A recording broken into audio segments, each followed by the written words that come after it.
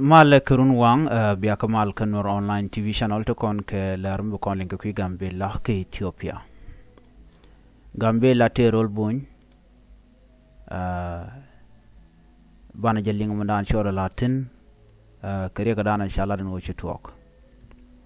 gor jeno be jen yok yekel ko biaten kon lat ko den biya ko ngajeno ko ngune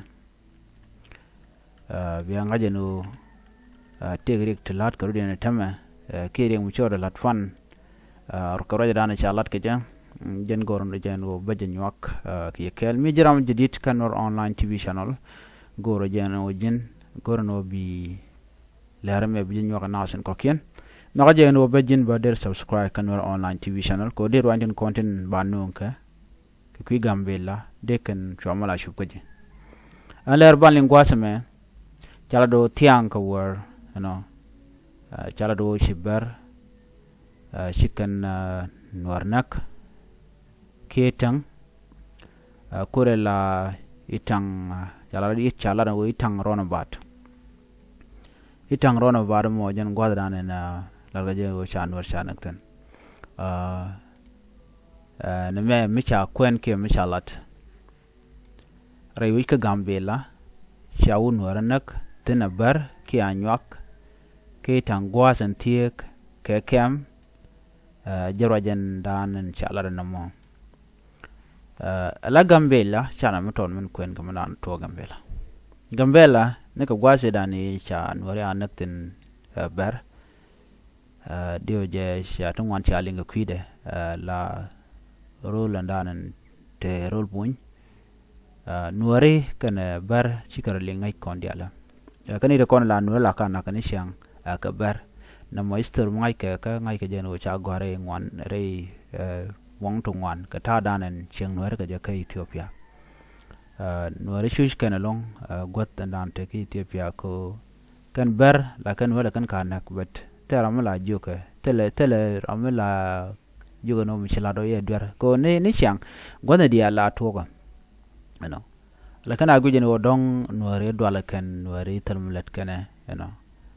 jenta dante naten chang na papo jirol bun chang kana papo nuare konte rol bun we karon wo wecche dorien cheng che dorien nakana ni chang barka bakana termula kana gorno de kana lat shigatin tere kuma ka bashi kana goro dong de kana right ko dormi cha nan ka siyasa yo la la kar wiya nyok mu ko den we la kana te go ke la kana te ka ga kam ne ken re kuma ka so na morun baram mo dong te ka position ba jo wo bara din bal la region gwa mo yo bete ka rik kam ne ken karo den gane ko la ganwara la kan chwa te ke tere no mo la nurwe ja ko ba nur ba ko ne ko shikan wile dire no ngum le roda duno michigan tare gan palkam ken bokane ko ndila official nuari ki michar kan ke la ngai kan no ne ko na gan man ken ko gota kono ko targa de longa tam ne ko na barka Gambia la rol buñ makot kan apple dang kan go dang roti makot tieng ni jan long ke itang chale special warda kel ka wid ka zon ten ko na ta Gambia la ko en Gambia te ga zon dangwan zundang wana to ten wari ka zundien nur zun ko la te ka wardan to gol la itang chale special warda ko jan mat nen to wala mat dure ten warten te barten te bunten to ko monaten ke chaini